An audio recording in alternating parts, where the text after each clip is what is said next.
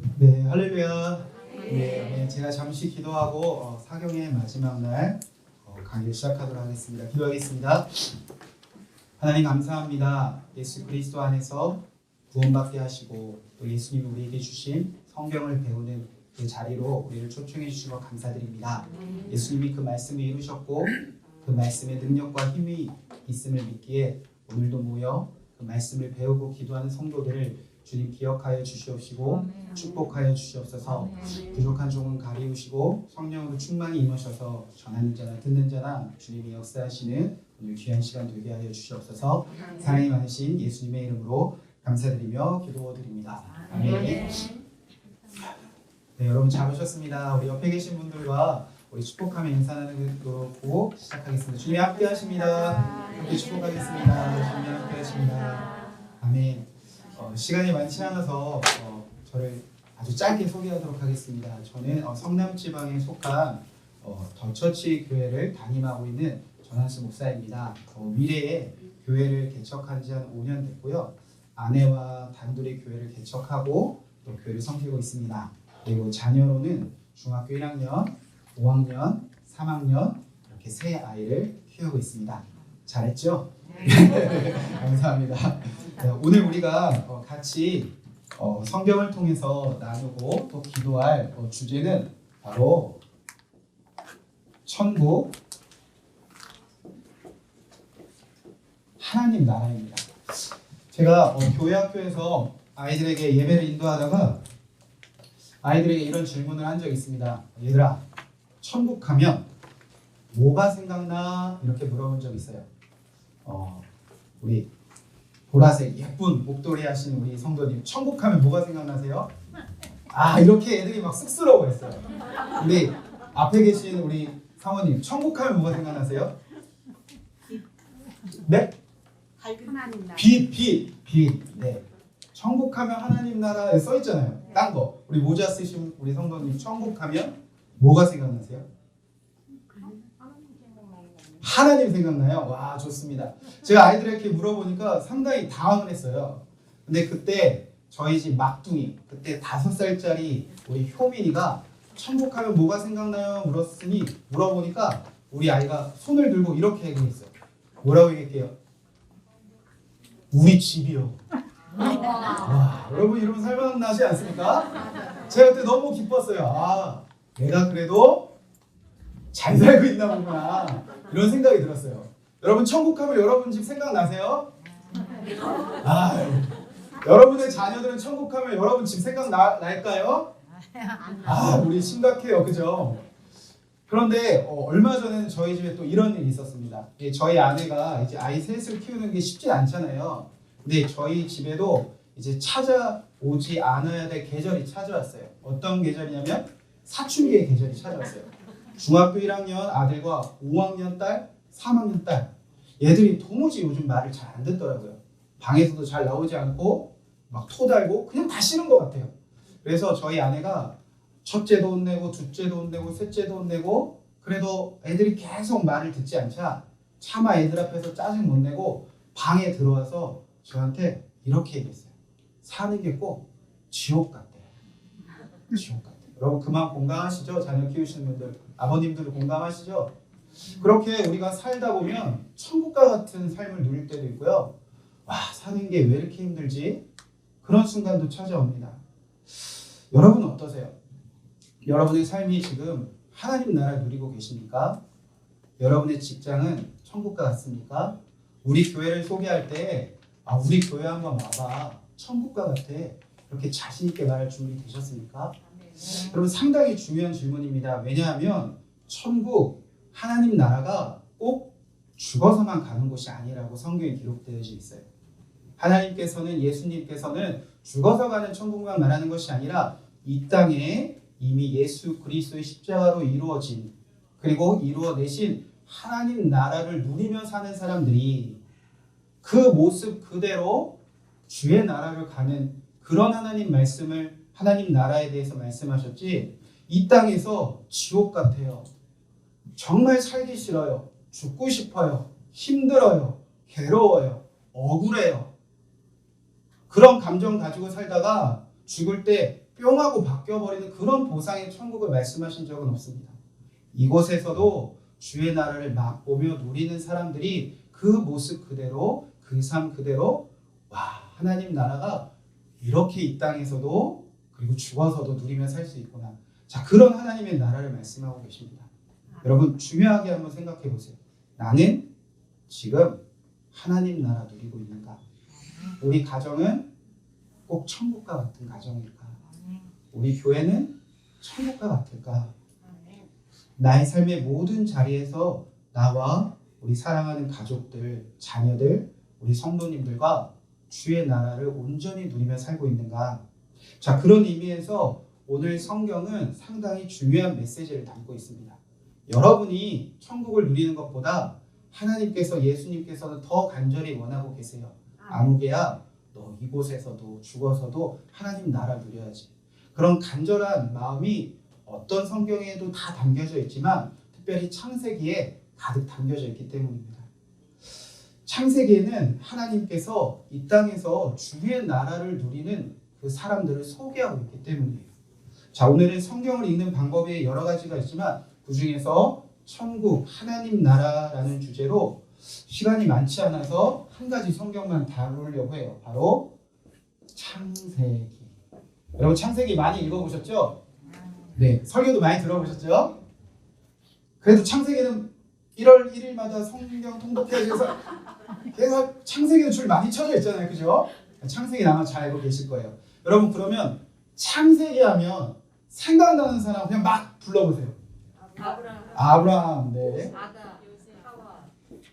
너무 빨라요. 아브라함, 아담, 요셉, 이삭, 야곱, 베냐민. 와 수준이 점점 높아지고 있습니다. 요셉 했고, 네? 네. 자 여러분 다 아는 사람이죠. 아브라함 아시죠? 요셉 아시죠? 이삭 알고 야곱 알고 베냐민 정도 나오면 이제 조금 성경 좀 많이 읽으신 분 같아요. 자 그런데 창세기 하면 우리 생각나는 사람 참 많지만 그리고 정말 이 땅에 하나님의 나라를 세우는 일에 정말 중요하고 멋진 역할을 해낸 사람들이 많지만 우리가 꼭 기억해야 될 사람이 있는데 어느 순간 잊혀져 버리고 우리가 잘 기억하지 않는 사람이 있습니다. 그 사람이 바로 누구인가? 오늘 저희 강의 주제인데요. 바로 유다입니다. 어떤 강의인지 알고 오셨어요? 자 오늘 강의 제목이 이렇습니다. 한번 따라하세요. 창세기.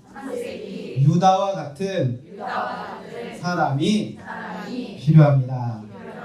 자, 창세기에서 이렇게 멋진 사람들이 있었지만 이 사람들만으로 하나님의 나라가 시작되지 않았습니다. 잘 우리가 모르지만 유다라는 사람이 어떤 역할을 했는지 그리고 하나님께서 우리에게 왜 유다와 같은 삶으로 초청하시는지 여러분 잘 귀 기울여 보시기 바랍니다. 자, 첫 번째 강의로 보시면 이 땅에 다시 세워지는 하나님의 나라라는 큰 글씨가 있습니다. 여러분 나라가 세워지는 데는요 세 가지가 필요합니다. 국민이 필요하고요. 또 주권 혹은 법이 필요해요. 그리고 국민과 이 나라를 어떻게 살아갈지 법이 주어진 사람들이 살아갈 땅이 필요해요. 자, 하나님의 나라도 마찬가지예요. 하나님 나라의 백성이 필요하고요. 주권은 율법이라고 생각하시면 되겠습니다. 땅은 하나님의 나라가 이루어질 똑같이 땅, 가나안 땅 이렇게 개념을 생각하시면 좋아요. 자, 그럼 성경 모세오경도 그렇게 흘러갑니다. 자, 우리가 배우는 창세기에서는요. 하나님의 나라의 백성들이 어떤 모습이어야 하는지를 말하고 있어요.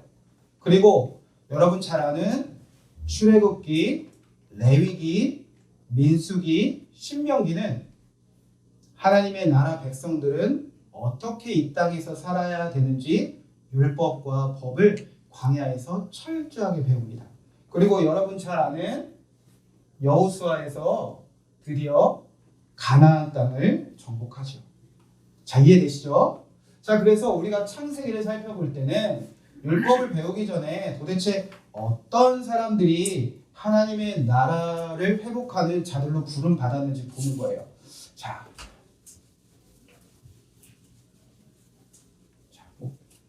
다 적혀져 있는 거라 뭐 적지 않으셔도 되고요.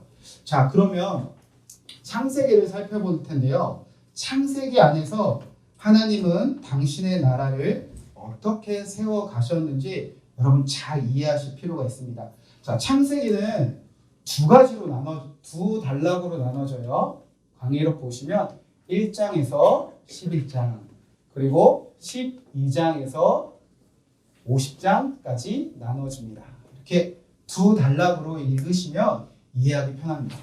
자, 첫 번째 창세기 1장에 여러분 하나님께서 무엇을 창조하시죠? 천지를 창조하시죠. 그러니까 창세기 시작은 천지 창조, 우리가 아까 다루기로 한 천국, 하나님의 나라를 창조하시는 말씀으로 시작됩니다. 여러분, 하나님 나라는 무엇으로 세워졌죠? 말씀.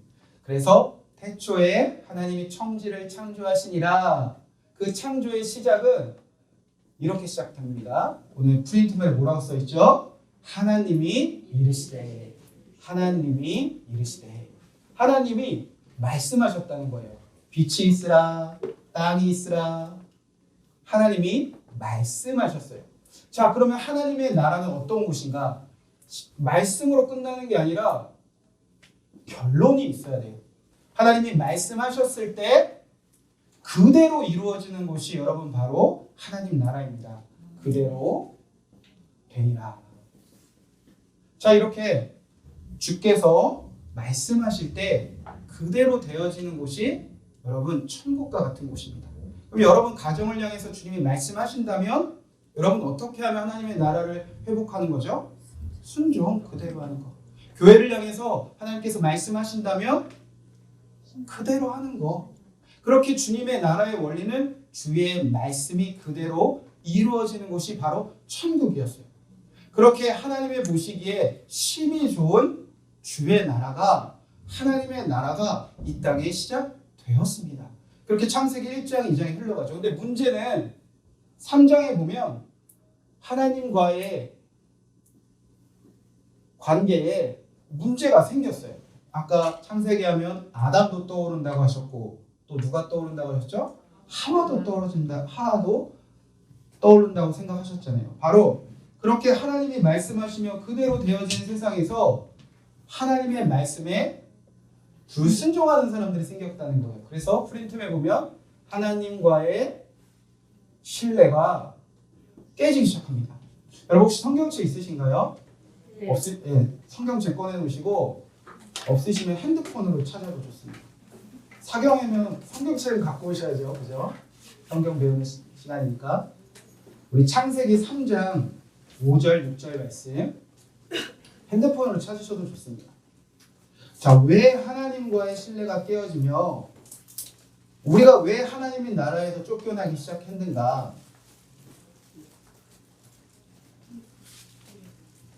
자, 우리 다 찾으셨으면 창세기 3장 5절, 6절 말씀 혹시 성경이 없으신 분은 잘 한번 들어보세요. 자, 창세기 3장 5절, 6절 말씀 한번 같이 읽어보겠습니다. 자, 시작. 너희가 그것을 먹는 날에는 밝아져 하나님같이 되어 선악을 알 줄 아심이라. 여자가 그 나무를 본즉 먹음직도 하고 보암직도 하고 지혜로웠게 할 만큼 탐스럽기도 한 나무인지라.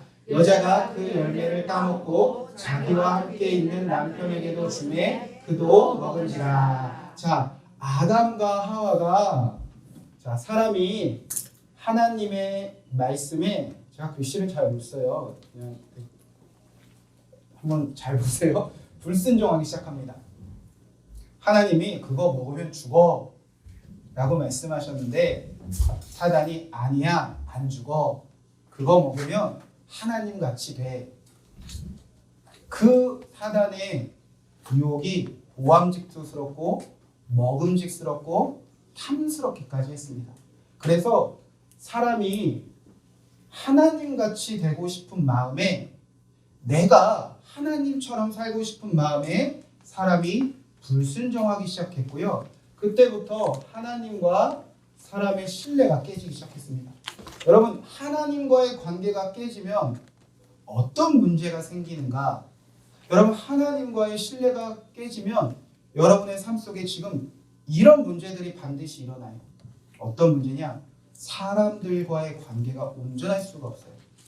예수님 잘 믿는 남편이 아내와 좋은 관계를 누릴까요? 못 누릴까요? 다시 한번, 예수님과의 관계가 좋으면 아내와 사랑하며 살까요? 못 살까요? 살죠. 여러분, 남편과 살기 싫었잖아요. 근데 왜 살고 있죠? 누구와 관계가 좋아서? 누구 때문에 살고 있죠? 맞아요. 우리 그렇게 살잖아요. 아무리 남편이 믿고요, 아무리 아내가 바가지를 긁어도요, 하나님을 사랑하고 하나님의 말씀에 순종하는 사람들은요, 그래도 사람들과의 관계를 회복하며 온전하며 사랑하며 살아요. 그런데 문제가 뭐죠? 하나님과의 관계가 깨지니까 사람과 사람과의 관계가 다 깨지기 시작합니다. 그래서 아담과 하와가 하나님 나라에서 쫓겨나자마자 누가 누구를 죽이죠? 가인이 아벨을 죽이고, 그리고 그렇게 사랑만 하던 아담과 하와가 내 뼈 중에 뼈요, 내 살 중에 살이요 이랬던 남편이 하나님이 왜 먹었냐 했더니 저 여자 때문에 먹었어요 막 이렇게 고자질하는 사이로 바뀌고, 사람과의 관계가 다 깨지기 시작합니다. 그리고 나서 이제 사람들과의 관계에서, 하나님과의 관계에서 만족을 못 느끼니까, 그러면 사람들은 다 어떻게 사는 줄 아세요? 밥에 탈 쌓아요. 밥에 탈 쌓는 일. 그래서 결론은 관계가 다 깨지고 오로지 번성, 잘 살기만 하면 돼요. 바벨탑. 그래서 창세기 11장의 결론은 바벨탑 쌓는 일을 했거든요. 그러니까 남편하고도 사이 안 좋은데, 아내하고도 사이 안 좋은데, 성도님끼리 사이도 안 좋은데, 부모와 자녀하고 사이도 안 좋은데, 그냥 잘 먹고 잘 사는 일에 맹목적으로 달려드는 사람들, 이런 현대인들의 모습 아닙니까? 자, 그렇게 하나님의 나라가 시작되었는데, 내가 하나님처럼 살고 싶은 사람들의 이런 죄된 욕망 때문에 하나님과의 관계 깨지고, 그래서 주변에 있는 사람들과 다 싸우며 살면서 그냥 오로지 번성만 꿈꾸는 이 세상을 보시며 하나님이 가만히 있으실 수 없으셨어요. 그래서 바벨탑을 다 흩으시고 이제 창세기 시장에 새로운 창조가 시작됩니다. 그래서 창세기 12장을 재창조의 장 혹은 하나님 나라의 재시작이라고 불러요.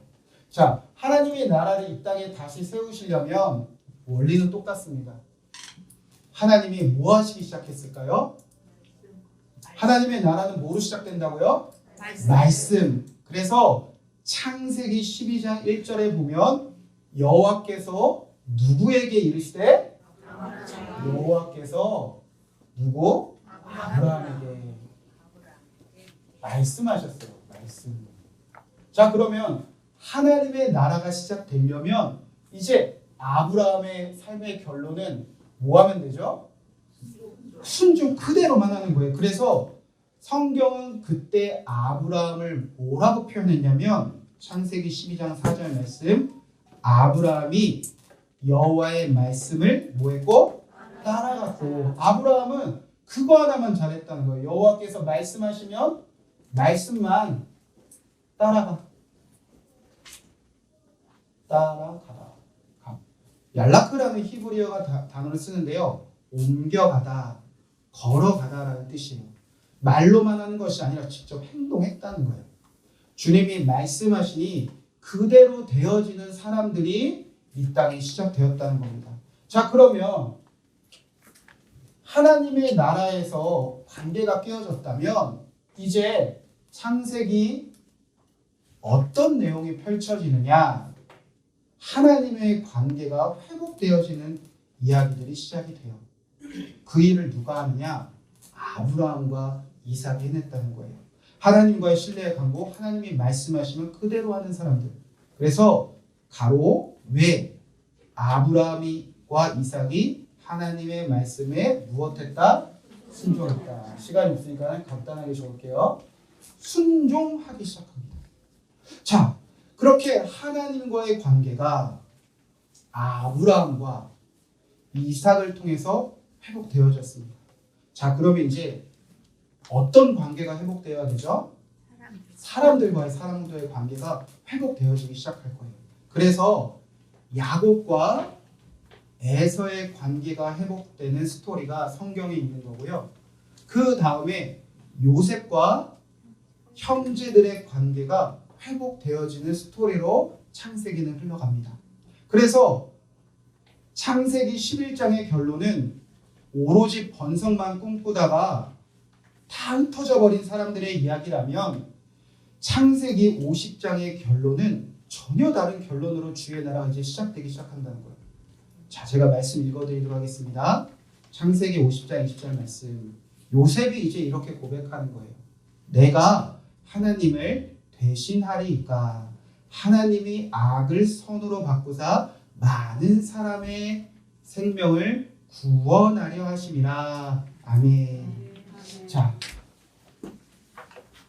아담과 하와는 내가 하나님처럼 되려고 했는데 이제 요셉에 의해서 고백이 완전히 바뀝니다.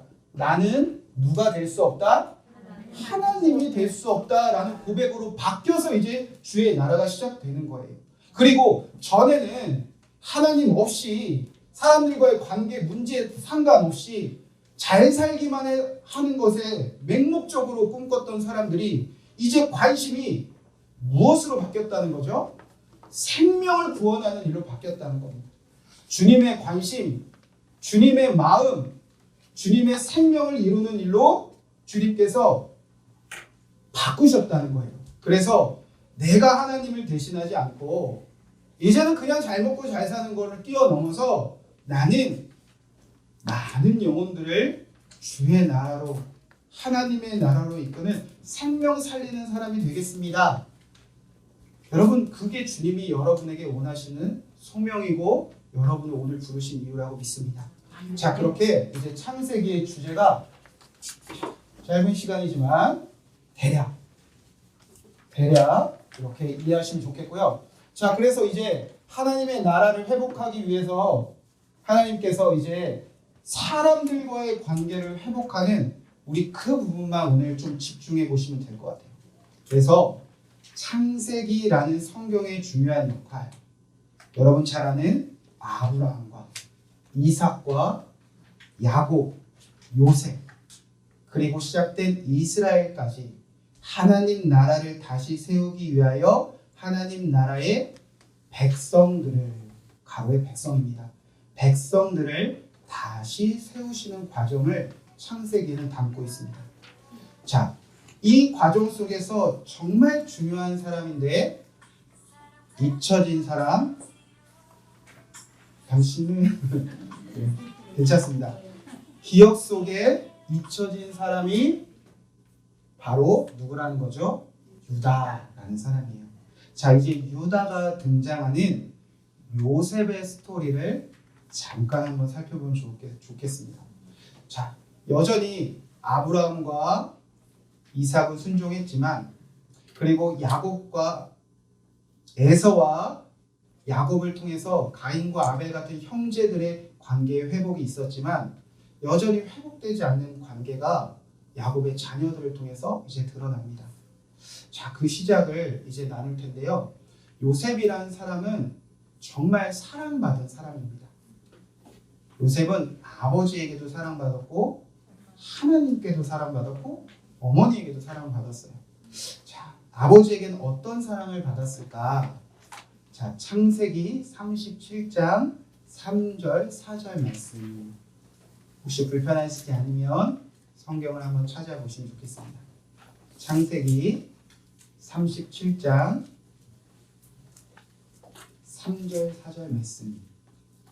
요셉은 아버지에게 어떤 사랑을 받았는가? 제가 한번 말씀 천천히 읽어드리도록 하겠습니다. 요셉은 노년에 얻은 아들이므로 이스라엘이 여러 아들보다 그를 더 사랑함으로 그를 위하여 채색 옷을 지었더니 그의 형들이 아버지가 형들보다 그를 더 사랑함을 보고 그를 미워하여 그에게 편안하게 말할 수 없더라. 자, 요셉의 아버지 야곱은 요셉을 더 사랑했어요. 그래서 무엇을 입혔죠? 채색으로. 단순히 좋은 옷 아니에요. 뭐 요즘 뭐 구찌, 뭐 샤넬 그런 옷이 아니라 그 가문의 장자를 상징하는 그런 옷을 입혔다는 겁니다. 문양이 들어가. 그래서 그 옷을 입으면 저 집안의 장자, 가문을 이을 자, 기업 물을 자는 요셉이구나. 그렇게 요셉은 하나님 아버지께 사랑받은 자였어요. 뿐만 아니라 하나님도 사랑하셨어요. 제가 말씀 읽어드릴게요. 창세기 37장 5절부터 요셉이 꿈을 꾸고 자기 형제들에게 말하되 그들이 더욱 미워하였더라.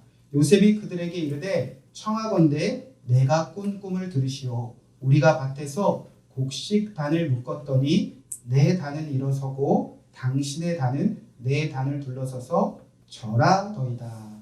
여러분 잘 아시는 성경의 스토리죠. 요셉이 꿈을 꿨는데 형제들의 단이 요셉의 단에 다 절을 하고 형제들의 별이 요셉의 별에 다 절을 하고. 그러니까 이 하나님이 요셉에게 꿈꾸게 하셨어요. 비전을 주셨어요. 너는 이 가문의 첫째가 될 거야. 머리가 될 거야. 여러분 형제들의 입장에서 화나요 안 나요? 뚜껑 뒤집히지 않을까요? 여러분 성경 이야기로 들지 말고 여러분의 이야기를 한번 들어보세요. 옆집 아줌마는 반포에 80평 아파트 살아요. 옆집 아줌마인데 그러면 여러분도 반포 안 되겠다. 자, 여러분이 잘 아는 동창은 반포에 80평 아파트에 살아요. 근데 남편도 엄청 자상해요. 남편이 아내밖에 몰라요. 뿐만 아니라 자녀들도 다 얼마나 그렇게 착하고 예쁘고 공부도 잘하는지 속썩이는 자녀가 하나도 없어요. 제일 열받는 건 나이가 들었는데도 날씬해. 늙지도 않아. 예뻐. 그럼 화나요 안 나요? 나죠. 그에 비해서 나는 우리 집 남편은 집구석에서 소파에서 죄송합니다. 남자분이 두 분밖에 안 계셔서 자, TV만 봐요. 오늘 온 분은 안 그러세요? 맨날 술 타령이에요. 열받죠. 애들은 지질이 속만 썩여요. 나는 하나님께 받은 게 없는 것 같아요. 여러분 화딱지 나요 안 나요? 나잖아요. 아버지가 요셉만 사랑하고 하나님도 요셉을 사랑하는 것을 알게 된 형제들은 화날 수밖에 없습니다. 나쁜 놈들이 아니에요. 당연한 감정이에요. 그래서 이제 형제들이 요셉만 없으면 살겠다. 제 꼴배기 싫다. 그래서 작전을 짜기 시작합니다. 그런데 요셉을 제거할 계획을 여러분 누가 주동했는가? 바로 유다가 주동을 해요. 원래 이스라엘 그 야곱의 아들의 첫째는요 르우벤이었거든요. 르우벤이 형이에요. 그런데 형제들이 막 요셉을 어떻게 하자 했을 때 르우벤이 말렸어요. 쟤 없어지면 아빠 화나 난리나 감당할 수 없어. 그리고 나서 르우벤이 없는 틈을 타서 누가 요셉을 제거하느냐 작전을 짜느냐 바로 유다예요. 창세기 37장 26절을 보면 유다가 자기 형제들에게 이르되 우리가 우리 동생을 죽이고 그의 피를 덮어둔들 무엇이 유익할까? 자 그를 이스라엘 사람들에게 팔고 그에게 우리 손을 대지 말자. 그는 우리의 동생이요 우리의 혈육이라 하매 그의 형제들이 청종하였더라. 형제들은 누구의 말을 잘 들었냐? 바로 유다의 말을 잘 듣고 있었어요. 요셉을 제거할 계획은 유다가 주동하고 형제들은 유다의 말을 따라요. 지금 요셉을 뺀 형제들의 대표는 르우벤이 아니라 바로 유다가 담당하고 있습니다. 야곱의 첫째 아들은 르우벤인데 형제들은 유다의 말을 청종하고 유다의 말을 듣고 요셉을 노예로 팔아버리죠. 유다는 형제들을 대표해서 아버지에게 찾아가서 요셉이 죽었습니다. 이렇게 피 묻은 채색옷만 남았습니다. 자, 그렇게 유다는 지금 어떤 역할을 하고 있는가? 모든 형제들의 대표예요, 대표. 유다가 뭐라고요? 형제들의 대표. 자, 그렇게 이제 형제들을 대표해서 유다가 작전을 잘 짜서 아버지를 속여서 요셉을 애굽으로 팔아버립니다. 자, 그리고 나서 이제 성경의 이야기는 어떻게 흘러가는가? 자, 이제 요셉이 팔리고 나서 창세기 37장 36절 A라고 보면요. 제가 말씀 읽어드릴게요. 성경을 없으신 분이 많은 것 같으니까 창세기 37장 36절. 자, 요셉을 팔아버린 후에 성경은 어떻게 흘러가는가? 그 미디안 사람들은 그를 애굽에서 바로의 신하 춘위 대장 보디발에게 팔았더라. 자, 요셉이 어디로 팔렸다고요? 애굽. 그리고 누구에게? 보디발에게. 자, 그러면 이제 어떤 이야기가 나와야 되죠? 요셉이 보디발 장군의 집에서 있었던 일들이 나오면 그냥 잘 흘러가는 거잖아요. 그래서 A 다시. 자, 창세기 39장으로 넘어가야 돼요. 창세기 39장 1절에 보면 그 이야기가 그대로 흘러갑니다. 창세기 39장 1절. 요셉이 이끌려 어디로? 애굽으로 내려가매 바로의 신하 춘위 대장 애굽 사람 누가? 보디발이 그를 데리러 데려간 이스마엘 손에서 요셉을 사니라. 자, 창세기 39장에 가서야 요셉이 애굽 보디발이 요셉을 샀더라. 이 이야기로 이어진다는 겁니다. 그리고 나서 성경 이 보디발과 보디발로 연결되는 이 중심에 38장이죠. 무언가 이야기를 하나 끼워놨어요. 자, 여기에 누구 이야기가 있는가? 바로 유다와 다말. 여러분 잘 알고 계시네요. 누구 이야기죠? 유다와 다말. 자, 어떤 의미냐면요. 요셉이 애굽의 보디발의 종으로 들어가서 거기서 하나님과 형통한 삶을 누리고 근데 누명을 얻어서 감옥에 갇히고 그런데 그 감옥에서 바로의 꿈을 해석하고 총리가 되는 그 시절 동안 요셉을 미워하고 요셉을 팔아먹였던 형제들에게도 무언가 하나님이 함께 하시면서 그들의 삶을 변화시키는 흔적들을 성경은 일부러 담아 놓은 거예요. 요셉에게만 함께 하신 것이 아니라 유다와 형제들에게도 하나님께서 무언가 강력하게 역사하고 계셨다는 거죠. 자, 요셉과 이 형제들의 관계의 회복이 필요하다면 요셉만 준비돼서는 안 되잖아요. 죄를 지었던 유다와 형제들도 준비되어야 되잖아요. 그래서 이 중심에 어떤 이야기가 삽입되어져 있다는 겁니다. 자, 이 스토리를 여러분 잘 이해하기 위해서 잠깐 제가 성경 놀이를 할 건데요. 여러분이 좀 도와주셔야 돼요. 도와줄 준비 되셨죠? 네. 자, 제가 종이를 한 장씩 나눠드릴게요. 자, 받으세요. 자, 둘, 자, 셋.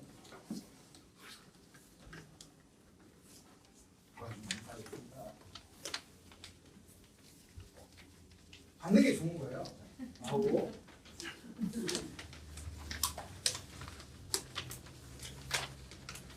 자, 다 받으셨죠? 네. 자, 한번 펼쳐보시고 받으신 분은 한번 자리에서 일어나 보세요. 자, 받으신 분은 자리에서 한번 일어나 보세요. 자, 뭐 다 하나씩 써 있을 거예요. 자, 이들이 누구냐면요. 야곱의 그 12자녀들입니다. 한번 박수 한번 쳐주세요. 자, 숫자 있으시죠? 자, 첫째 한번 손들어 보세요. 첫째. 자, 첫째부터 첫째 하면서 앉으면 돼요. 자, 시작. 그러면 둘째 어디 있어요? 둘째. 자, 이렇게 하시면 되는 거예요. 12까지 한번 해볼게요. 다시 일어나서. 자, 시작. 둘째, 넷째, 다섯째, 여섯째, 일곱째, 형제들이 많으면 이렇게 헷갈려요. 자, 그럼 어디까지 했죠? 일곱째. 여덟째 어디 있어요? 여덟째. 아홉째. 여덟째, 야곱이 이래서 힘들었던 거예요. 자, 열째. 11번. 11번째. 앉아? 뭐예요 이거? 자, 제가 잘 키우도록. 네.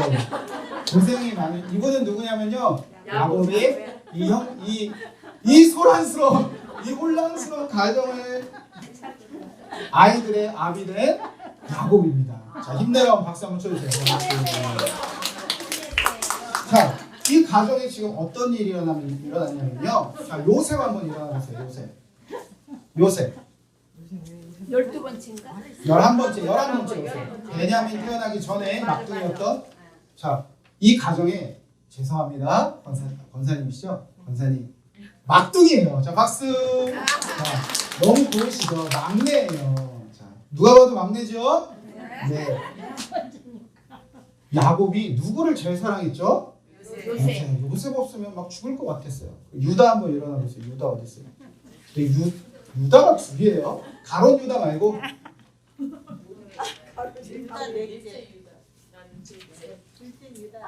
둘째 않고 넷째 유다. 고생이 많으세요 아버지.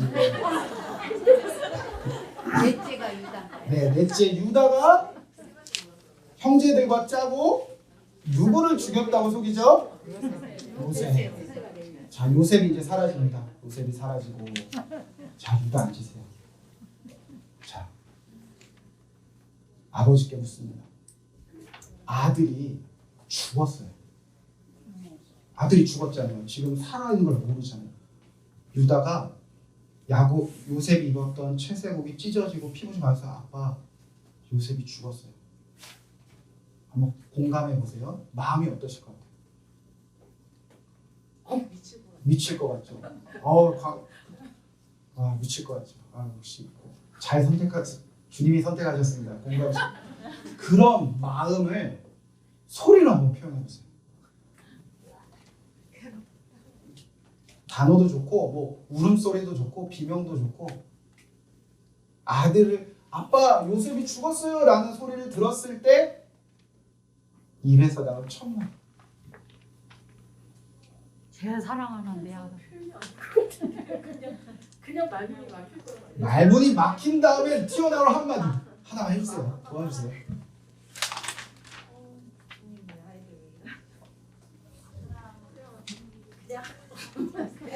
죽고 싶어. 진짜 아무 생각 안 해도. 그러면 누가 대신해서 저는 이럴 것 같아요. 죽고 싶고 말하기 싫고 하지만 살고 싶지 않다. 살고 싶지 않다. 이걸로 할게요 그냥. 살고 싶지 않다. 요렇게 한번 해주실까요? 자, 시작. 믿고 싶지 않다. 믿고 싶지 않다. 자, 시작. 믿고 싶지 않다. 아마 이렇게 절규하면서 울었을 거예요. 여러분 다 공감하시죠? 네. 믿고 싶지 않아. 자, 아버지 야곱이 가장 사랑하는 막내 요셉이 죽었다는 소식을 듣고 믿고 싶지 않아 하고 펑펑 울었을 거예요. 성경에서도 보면 야곱이 요셉을 죽었다는 소식을 듣고 펑펑 울었다 기록되어져 있습니다. 창세기 37장 33절부터 보면 아버지가 그것을 보고 요셉이 죽은 채색옷을 보았다는 거예요. 내 아들의 옷이라 악한 짐승이 그를 잡아먹었도다. 요셉이 분명히 찢겼도다 하고 자기 옷을 찢고 굵은 배로 허리를 묶고 오래도록 그의 아들을 위하여 애통하니 그의 모든 자녀가 위로하되 그가 그 위로도 받지 아니하며 이르되 내가 슬퍼하며 수월로 내려가서 아들에게로 가리라 하고 그의 아버지가 그를 위하여 울었더라. 유다의 소식을 듣고 아빠는 펑펑 울었어요. 여기가 지옥 같아. 살고 싶지 않아. 나도 따라 죽을 거야. 믿고 싶지 않아. 그렇게 절규하며 울었습니다. 그런데 형제들은 특히 유다는 그 마음을 잘 몰랐어요. 아빠가 왜 믿고 싶지 않아 라고 울었는지 사실 유다는 그 순간 그 마음을 잘 공감하지 못했던 사람입니다. 자, 그런데 이 38장에서 하나님은 지금 유다에게 그런 일을 하시는 거예요. 유다가 결혼해서 자녀를 낳았습니다. 첫째를 낳고 둘째를 낳고 셋째까지 낳았어요. 그런데 첫째가 다말이라는 여인에게 장가를 갔는데 첫째가 어떻게 되죠? 죽었어요. 자, 유다 어디 있어요? 유다 아들이 죽었어요. 그러면 뭐라고 소리칠 거예요? 아마 아버지처럼 똑같이 믿고 싶지 않아 라고 울지 않았을까요? 첫째가 죽고 나서 유다도 그렇게 소리치며 울었다는 거예요. 그리고 나서 첫째가 죽고 나서 기업물을 짜 그 당시 가문을 이루는 고엘이라는 유대 전통에 의해서 첫째 며느리를 둘째 아들에게 동침하게 합니다. 그런데 둘째 아들이 동침해서 씨를 주지 아니하고 자 외부로 배서 뭐라고 그러죠? 외부로 설정하는 그것을 악하게 여시고 유다의 둘째 아들도 죽었어요. 그럼 유다가 또 이번에 뭐라고 소리쳤을까요? 믿고 싶지 않아. 이렇게 이제 자녀를 잃었을 때는 그렇게 소리쳐 주는 거예요. 유다가 두 번째 아들을 잃고 뭐라고 소리쳤을까요? 믿고 싶지 않아. 자, 그리고 나서 이제 셋째 아들도 이 다말에게 주었다간 셋째 아들도 죽게 생긴 거예요. 그래서 다말을 속이죠. 우리 아들이 아직 어리니까 친정에 가 있어. 이 아이가 크면 너 다시 부를게. 다말을 속여서 친정으로 돌려보냅니다. 절대 아들을 줄 생각은 없어요. 그런데 또 딸이 죽어요. 유다는 이때 뭐라고 소리치겠죠? 믿고 싶지 않아. 감사합니다. 아마 또 자녀를 잃은 슬픔을 느꼈을 거예요. 그리고 장례를 치르고 돌아가는 길에 이제 다말이 유다를 봅니다. 그리고 그 옆에 장성한 셋째를 봐요. 아, 내가 시아버지에게 속았구나. 그래서 자기 얼굴을 가려요. 신분을 감겼다는 거죠. 그런데 유다는 그 여인을 창녀라고 여기고 동침을 합니다. 그리고 나서 자기의 종표를 주죠. 그리고 며느리가 시아버지의 두 아들을 임신하는 일이 벌어지게 됩니다. 자, 이런 스토리가 여기 요셉의 스토리에 왜 있냐는 거죠. 왜? 지금 막내 아들을 잃는 그 야곱을 속였던 그 아버지의 절규와 아버지의 슬픔을 그 유다가 대표하는 형제들에게도 공감하는 시간들을 하나님께서 지금 허락하고 계신 거예요. 막내 아들을 잃은 야곱의 마음의 한마디가 믿고 싶지 않았다면 두 아들을 잃은 유다의 마음은 믿고 싶지 않아. 아버지를 속였던 그 순간 아버지의 그 애통함이 절규가 죽고 싶다는 그 심정을 이제 유다도 뼈저리게 느끼는 세월들을 보내고 계셨다는 겁니다. 유다가 대표성을 띈다면 다른 루벤, 베냐민, 시므온 다 성경에 상략되어 있지만 모든 형제들도 아버지가 그래서 울었구나 라는 것을 공감하게 하셨다는 거예요. 자, 이게 그냥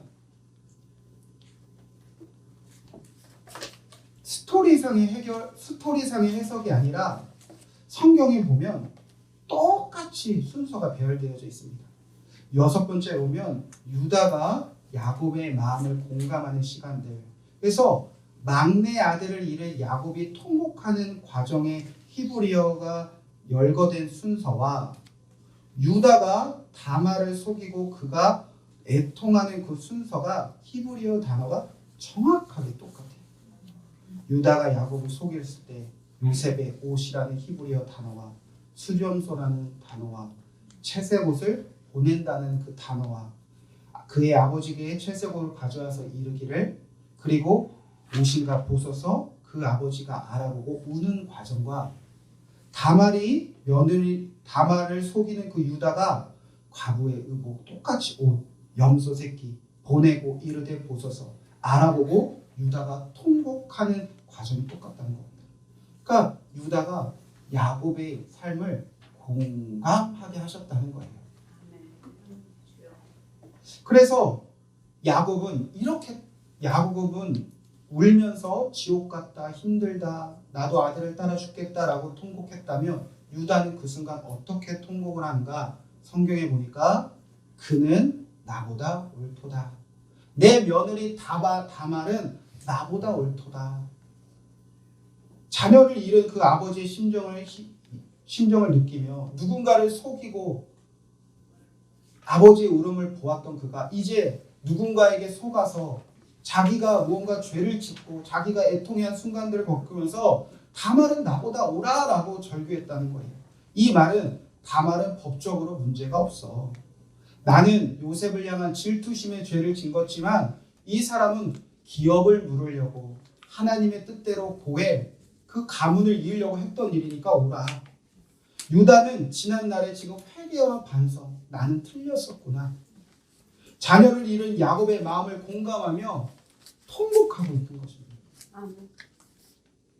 이렇게 유다가 아버지 야곱의 마음을 공감하는 시간을 통해서 하나님은 지금 유다의 변화를 기대하고 있는 거고요. 유다의 모든 형제들의 변화를 기도하고 있는 거예요. 왜 그런가? 여러분 옆에 사람 옆 앞뒤로 한번 손뼉을 하이파이브 해볼까요? 자 시작. 하이파이브. 자.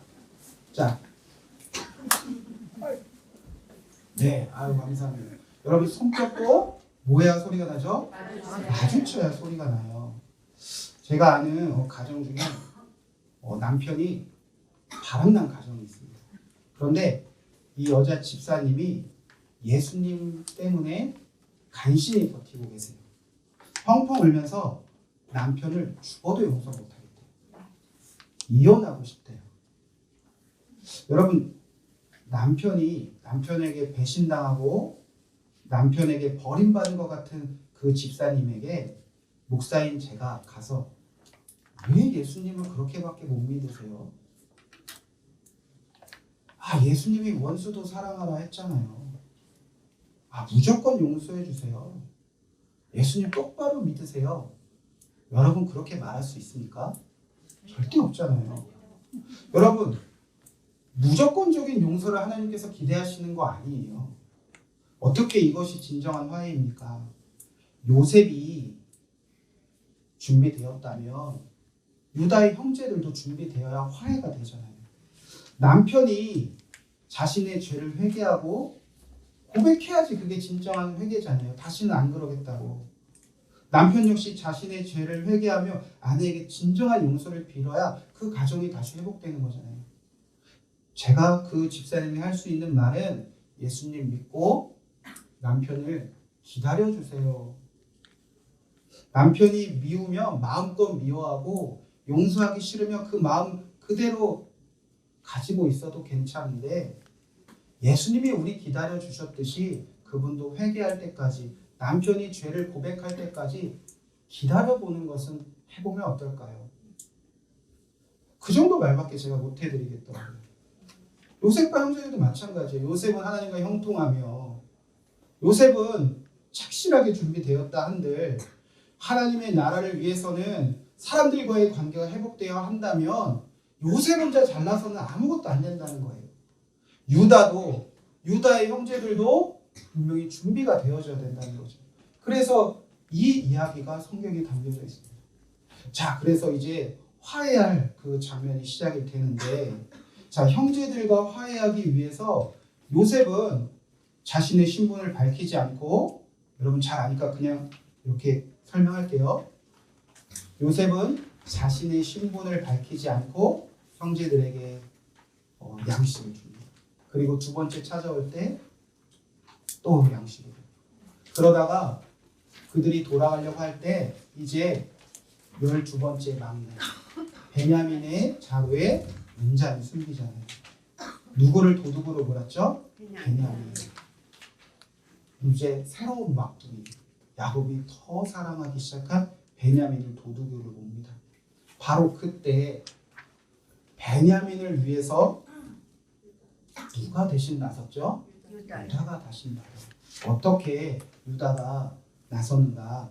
창세기 44장 16절 한 절만 제가 읽어드리도록 하겠습니다. 유다가 말하되 우리가 내 주께 무슨 말을 하오리이까? 무슨 설명을 하오리이까? 우리가 어떻게 우리의 정직함을 나타내리까? 하나님이 종들이 죄악을 찾아내셨으니 우리가 이 잔에 발견된 자가 다 내 주의 노예가 되겠나이다. 누가 대신 나서기 시작하냐면 유다가 이 일을 해결하기 위해서 나서기 시작하고요. 결국엔 베냐민 대신 내가 잡히겠습니다. 내가 당신의 종이 되겠습니다. 베냐민을 위해서 자신의 생명을 내어놓는 자가 되었습니다. 누가? 유다가. 왜 유다는 그렇게 변한 거죠? 아버지 야곱의 마음을 아는 사람이 되었기 때문이에요. 창세기 43장 30절에 보면 아버지의 생명과 아이의 생명이 서로 하나로 묶여 있거든. 이제 내가 주의 종 우리 아버지에 돌아갈 때에 아이가 베냐민입니다.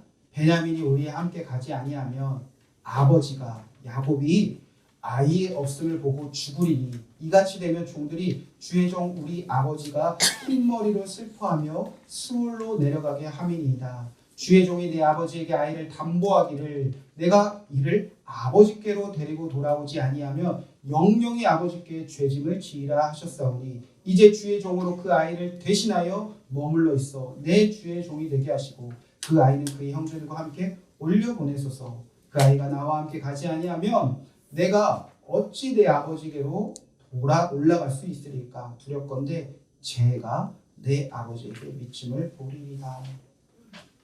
예전에 그냥 사람 한 명 미워서 아버지를 속였던 그 유다가 첫째 아들 죽은 거 경험하면서 둘째 아들 죽은 거 경험하면서 이제 아버지의 심정을 절실하게 이해하는 사람이 되었다는 거예요. 내가 첫째 아들 죽었을 때 슬펐는데 둘째 아들 죽고 나서는 살지 못할 것 같은데 우리 아버지가 나 때문에 첫째 아들이 이러는데 둘째 아들 우리 아버지 죽어요. 차라리 내 생명을 거두어 가세요 라고 나설 수 있는 사람이 유다가 되었다니까요.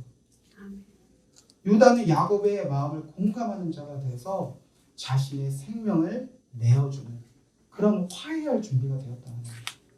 여기 혹시 목회자 자녀분 계십니까? 저희 아버지 어머니가 목사님이세요. 이런 분 계세요? 여기는 제 마음을 공감하는 사람이 없을 거예요. 저희 아버지는 목사님이세요. 큰아버지도 목사님이세요. 작은아버지도 목사님이세요. 사촌 형도 목사님이세요. 사촌 누나도 목사님이세요. 사촌 동생도 목사님이세요. 저희 누나도 목사님이고 저도 목사예요. 모이면 다 목사 사모예요. 와, 감사합니다. 좋기만 하겠어요, 여러분? 좋은 일도 있고 감사한 일도 있지만 힘들고 어렵고 아픈 일들이 많이 있었습니다. 만약 여기에 목사님이 계시다면, 목사님 자녀가 있다면 별말 안 해도 서로 공감할 수 있을 거예요. 나도 그 마음 알아, 너도 내 마음 알지. 그래서 저 친구 목사님들의 자녀들 보면 꼭 저 어렸을 때 보는 것 같아요. 그냥 공감이 돼요. 여기 혹시 재정적으로 어려움 당하신 분들 계십니까? 빚 때문에 고생하시는 분 계세요? 자녀들에게 뭐 잘해주고 싶은데 재정적으로 너무 어려우신 분이 계세요? 저는 결혼하기 전부터 아내가 사업을 해왔는데요. 아내가 전도사한테 시집와서 사업을 정리하다가 다 빚을 지게 되었어요. 감당할 수 없는 큰 빚을 지게 돼서 전도사로 사역을 해야 되는데 맨날 빚 독촉 전화에 몇 년이 시달렸는지 몰라요. 그리고 그 빚을 갚을 수 없어서 엄청 울고 싸우고 진짜 돈 때문에 가정이 이혼하는 이유를 알겠더라고요. 그런데 하나님의 은혜로 살게 되었고 또 이겨내고 있습니다. 그때 돈이 얼마나 사람 힘들게 하는지 지독하게 알게 되었더라고요. 그리고 나서 그 과정을 이겨내는 과정에서 하나님, 제가 목사가 돼야 되는데 이렇게 빚지고는 못 살겠어요. 이거 갚아주셔야 제가 마음 편히 우리 아내랑 자녀를 행복하게 키우지 않겠습니까? 그래서 10년에 걸쳐서 그 빚을 다 갚아주신 하나님도 경험을 했어요. 그래서 제가 재정적으로 어려움들 당한 분들의 마음은 다는 아니지만 어느 정도 공감할 수 있을 것 같아요. 왜 돈 때문에 힘들지? 그리고 왜 돈 때문에 그렇게 피말리는지. 돈 때문에 힘들다고 말하는 게 믿음 없음을 증명하는 게 아니고 그 돈으로 믿음으로 싸워나가는 그분들의 신앙들이 얼마나 귀한지 응원해 드리고 싶어요. 아이들 셋 키우는 분들 계신가요? 네 키우시는 분들 계신가요? 5. 와, 아마 저분은 여기 있는 모든 어머니들의 마음을 다 공감할 수 있을 거예요. 맞죠? 제가 40 이제 42이 됐네요. 짧은 42 살면서 공감할 수준은 저는 너무 부족합니다. 이 정도예요. 목회자로 자녀로 태어나서 교회를 운명적으로 다닐 수밖에 없었고 하나님 정말 살아계신지 끊임없이 고민해 보아야겠고 교회를 떠날 수도 없지만 교회를 나가는 게 즐겁지 않았던 그 싸움, 재정적인 싸움, 아내와의 갈등, 자녀를 키우는 문제, 빈 문제, 돈 문제, 개척교회 문제 이 정도 공감하는 수준밖에 안 돼요. 저는 여러분이 기대가 돼요. 하나님은 여러분을 기대하고 계십니다. 여기 계신 분들은 아마 더 수많은 사람들의 아픔을 공감할 수 있는 이 시간들 다 겪으셨을 거예요. 언젠가는 유다처럼 누가 미워서 싫어서 죄짓고 미워하고 증오했던 우리가 살다 보니 이런저런 삶의 아픔을 겪으면서 내가 왜 그랬었을까? 나에게 왜 이런 일이 일어났을까? 여러분은 지금 하나님 안에서 수많은 사람들의 마음과 아픔과 울분과 억울함을 공감할 수 있는 이런 시간들 여러분 다 보내시지 않았습니까? 아직 진행 중이신 분도 계실 거예요. 여러분의 삶 속에 아픔, 고통, 절망 그래서 야곱처럼 유다처럼 믿고 싶지 않아 라고 울었던 순간들 다 있잖아요. 아마 한 분씩 얘기하라고 하면 제 강의 시간보다 더 많은 이야기들을 더 많은 세월들을 다 하룻밤이 모자라도 다 아픈 일들 슬픈 일들 다 많을 거예요.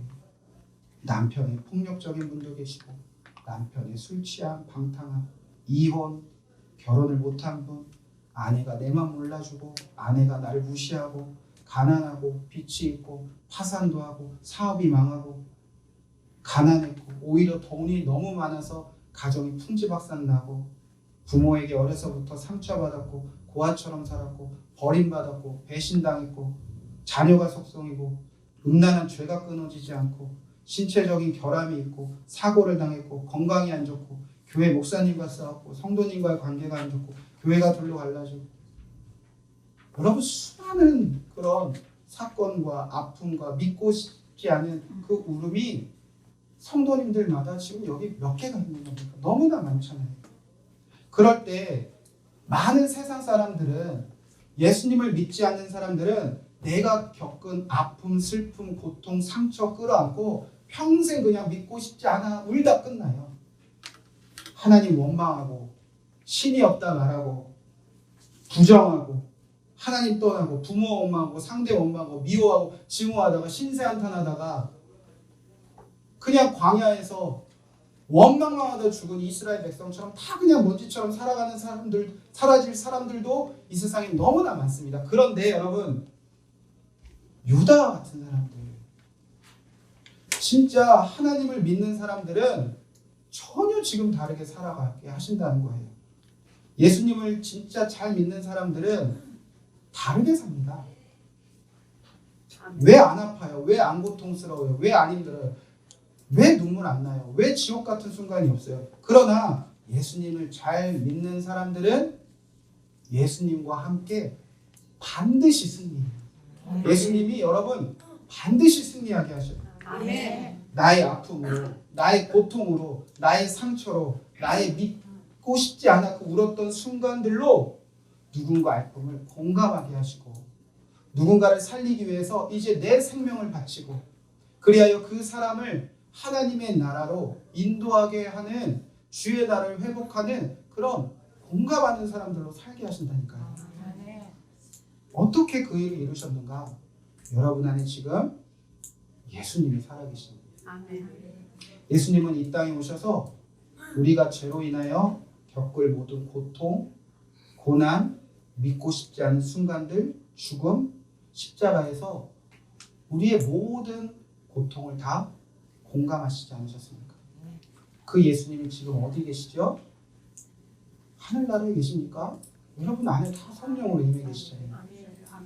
갈라디아서 2장 20절에 보면 내가 그리스도와 함께 십자가에 못 박혔나니 그런지 이제는 내가 사는 것이 아니요 오직 내 안에 그리스도께서 사시는 것이라. 이제 내가 육체 가운데 사는 것은 나를 사랑하사 나를 위하여 자기 자신을 버리신 하나님의 아들을 믿는 믿음 안에서 사는 것이라.